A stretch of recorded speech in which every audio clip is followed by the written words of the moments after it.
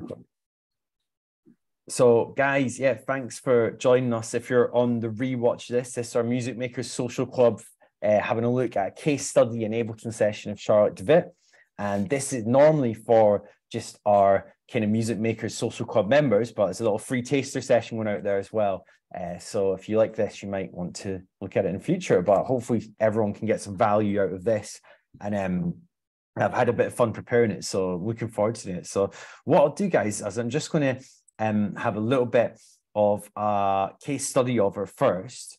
We just listened to a track called Doppler Effect, which was all sampling. It sounded like Formula One cars, and the video was on a racetrack, and added those found sounds into the actual mix, which was quite a nice little touch. But let's rewind it back to the kind of start of when she first got into DJing and electronic music. So she actually grew up in Ghent in Belgium, in a bit of a small town just on the edge of Ghent, which is like a fairly big city. It's not like the capital city, but it's fairly big, but it is well known for its culture and clubs. And when she actually moved to like the center of Ghent, that's when she kind of got into like kind of dance music and electronic music. And since 2013, that's when she put out her first release. She's had 24 EPs released since then. So that's 24 in 10 years. That's like very productive. I guess in some of them might be remixes and stuff, but very productive. But she said that it's kind of been her like inverted commas full-time job for a while now. So things did get way more serious, but it's mainly still the thing she loves doing most and what makes her happy. So I think that's always good to hang on to, whether you're doing it for fun or your own well-being, or just or you do want to sort of make it a job. It's still good to always hang on to that. It kind of makes you happy. That's kind of you making a lot of music that's authentic to you and you actually enjoy.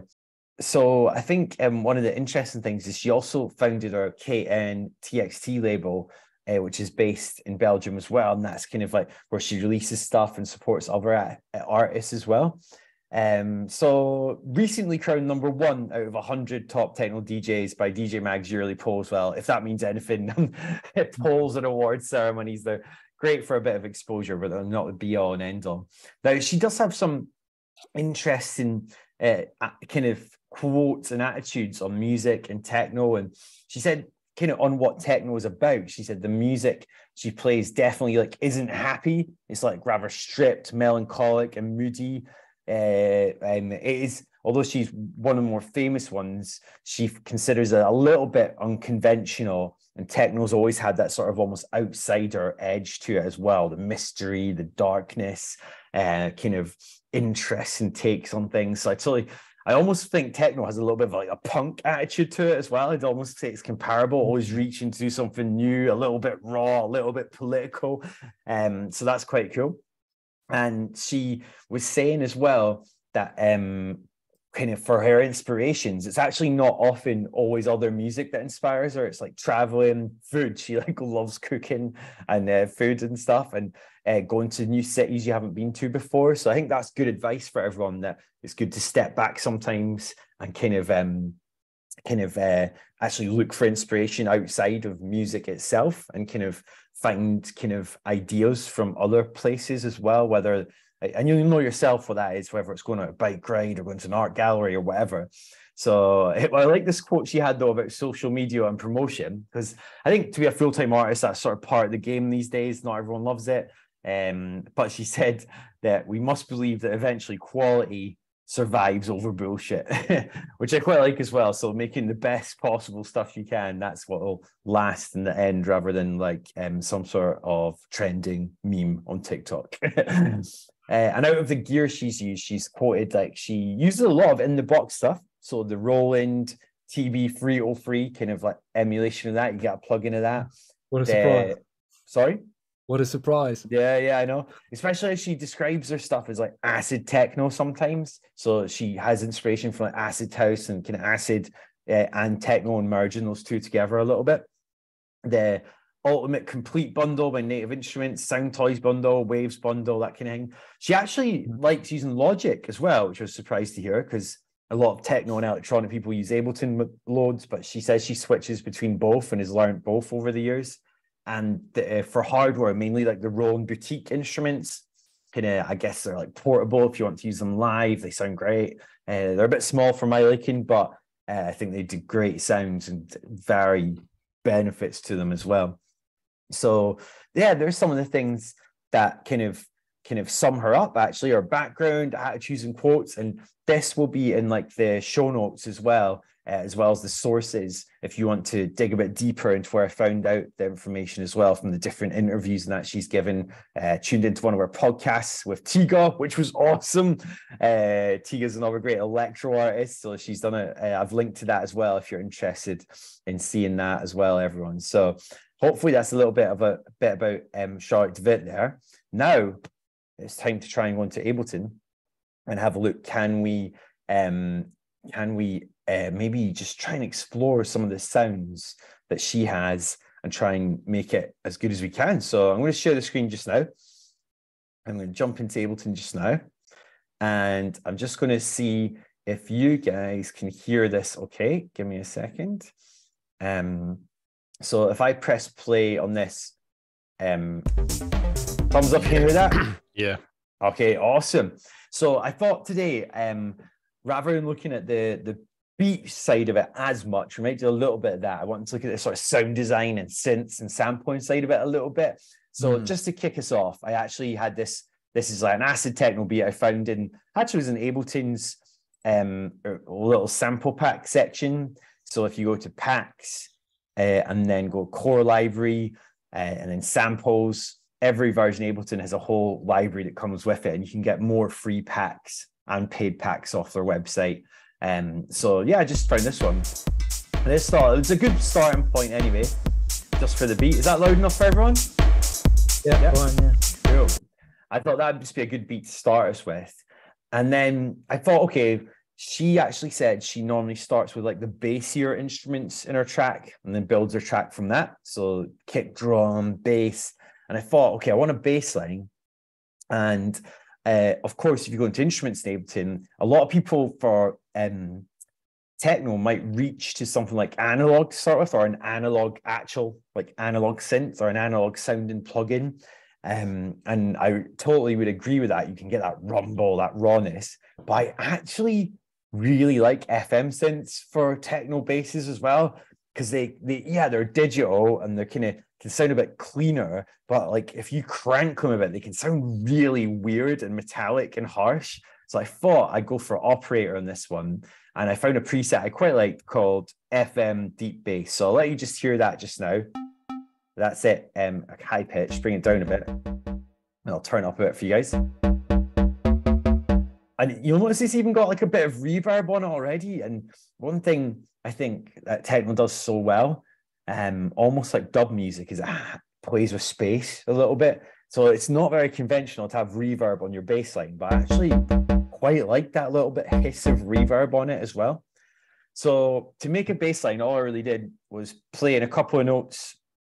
I've got a 8-bar loop here that's quite similar all the way through, and then added a third note at the end there, playing the chord, a C, and we've got F, and at the end we've got, I think it's an A or a G, yeah. So it looks like we're playing the chord of F here. So let's have a little play of it, like here. Okay, that's it without the arpeggiator. Let's put on the arpeggiator.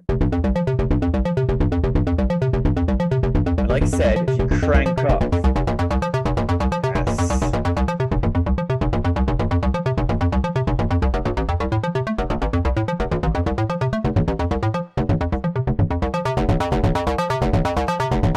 I really like playing with the sound of that to get that sort of raw, metallic sort of sound. And if I combine that with a beat.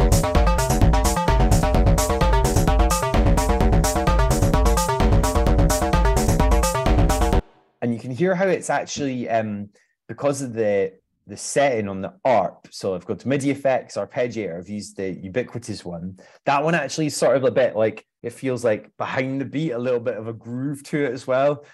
So when it comes in, it gives that almost rolling effect. I think techno really has you almost want that sort of almost rolling sound. So I might tone down the FM on it a bit about there. You'll hear that in the headphones, throwing headphones, a bit more rumble on that. Now, it's one thing I always laughed at when I was making techno with a friend was we'd play something and we'd be like, no, that's too musical. And it's like we're making music here, but that's too musical. And I think this plays in with the idea of techno having this weird sound to it, this kind of edgy, mysterious sound to it that quite often maybe isn't quite so musical, inverted commas. And I found out a cool trick on how to get that with your bass lines or melodies in techno recently. And it's using microtones. So if you imagine a keyboard, it's almost the notes between the notes between the semitones. And in Ableton, if you go to MIDI effects, they actually have the micro tuner now. So I'm going to drag that in after the arpeggiator, but before the bass. And it lets you drag in scale files if you've got any. So we've got a collection here of different scales we can use. So let's just choose one at random, maybe the 7 one. And what it'll do is it'll take the notes coming into it, then put them into this like microtonal scale. Let's see where we can get it sounding.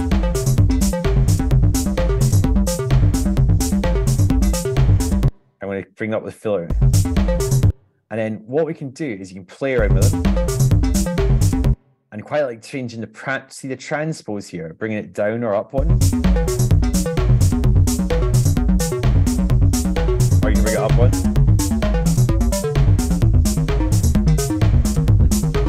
So it's quite fun having a go at playing around at that.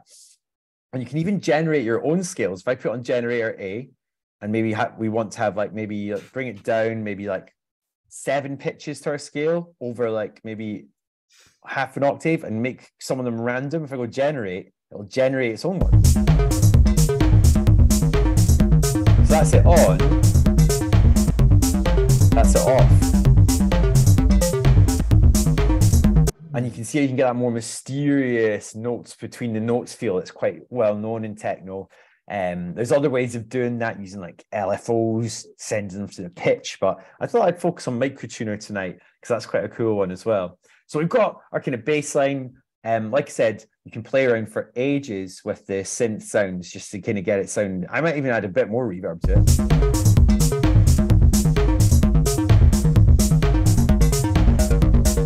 Bring that down a bit. Yeah. And then leave it at that at the moment because there's other things I wanted to look at. So in the Charlotte De Witte track Doppler, she had the Formula One cars like flying through the track, which was quite fun. And what I wanted to do just now was show you guys a little bit about how I thought we could achieve that with this here. So what I've got is I've got Labs, which is a free plugin from Spitfire Audio Labs. And it's a free plugin and it hosts loads of the free packs you can download for them. So I've got a few packs installed here. Like I've got kind of like acoustic guitar, there's like vocal sounds. But I thought if we were to experimental, I've got the foghorn ones. So I thought we had a Formula One car in her one. I thought maybe if we got some mad foghorn kind of deep sounding thing like that, it might be quite cool. You know, maybe something like that, but pitched down.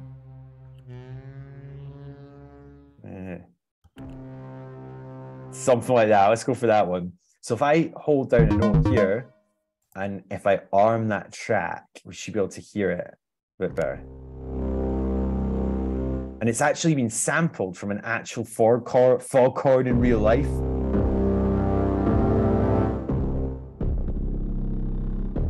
Maybe if I do a really bassy one, we won't hear it that well because it'll clash with the actual bass line too much. But I'm just going to maybe a long held note in this. So let's go for it.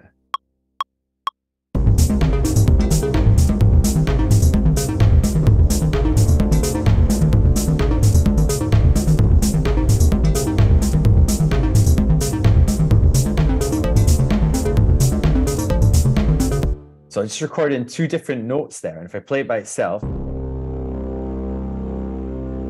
we can actually go in and play around with the effects on it here. We can add delay on it within the app itself, which is quite cool. I think what might be cool is like a filter on this one where we have like it kind of having an LFO moving on the filter. So I'm going to go to our EQ and filters, get the auto filter. I'm actually going to choose, you can see down this drop-down box here, you can choose the type of filter. I'm actually going to choose the MS2 based on Korg's MS20 synth and crank it up and give it some drive. And then have the LFO, maybe in time to the track. Go for it.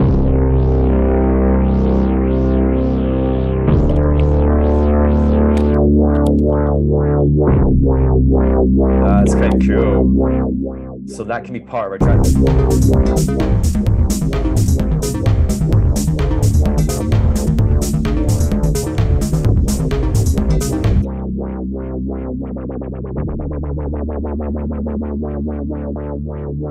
Maybe 3/16.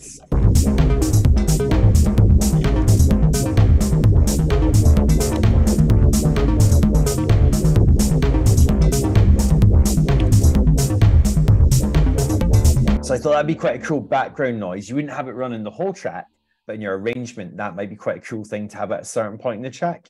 I've also added in this techno pad here, so that you hear this. Pitch up it.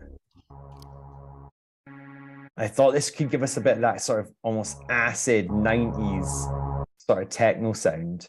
Now you can see it's quite a short sample. And as soon as I let go of the key, it sort of just stops. So I'm going to take up the release so it can ring out more like that.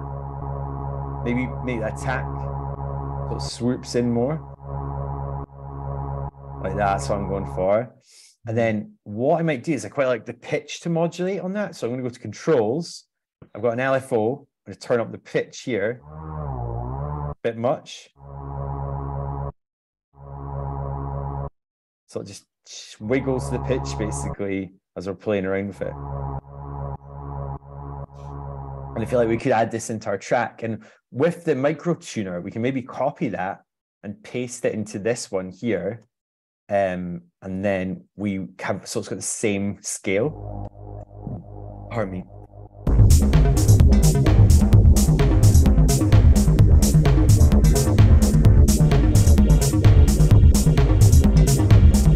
So it might be good almost as like pitch it up as a sort of lead sound maybe. Right there. I'm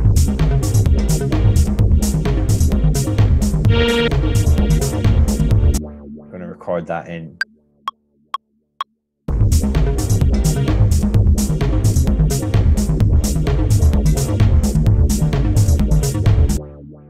Cool. And with, you might want to play with the MIDI notes if you're spending time on it. I can command select all these with using Control A, and then give them Command U to quantize them as well.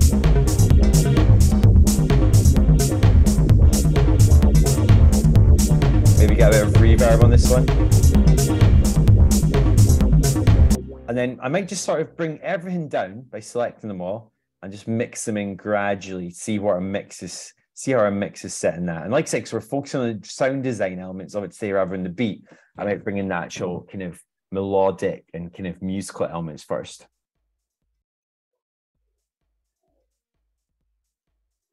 All right, I'll actually launch this scene as well.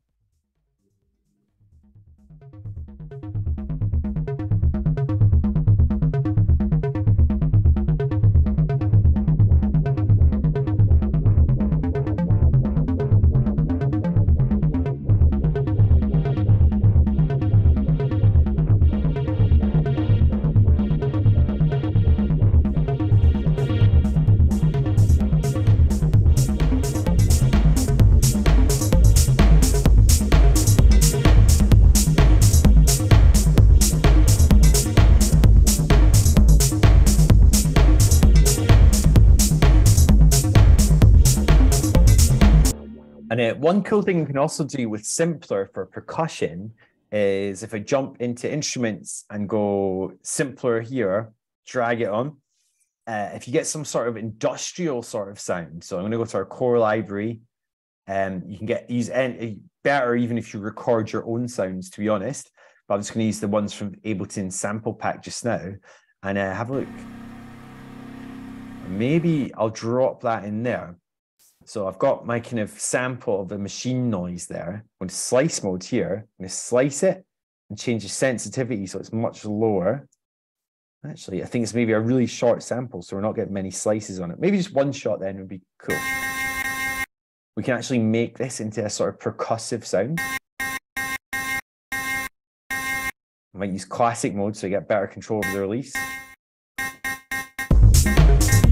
And maybe I'll just program this in like it's a sort of hi-hat sound as well. So using found sounds of different kinds is a really cool way to sorry, just trying to find that note there. Cool way of adding sort of a bit of more personality to your sound a little bit.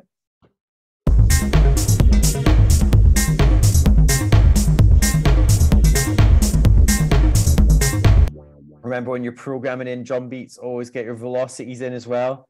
So I'll maybe make on the beat, usually if you have it on the first beat harder and the second beat softer, that can add a bit of funk to it. The funk music's based on that was hard on the one.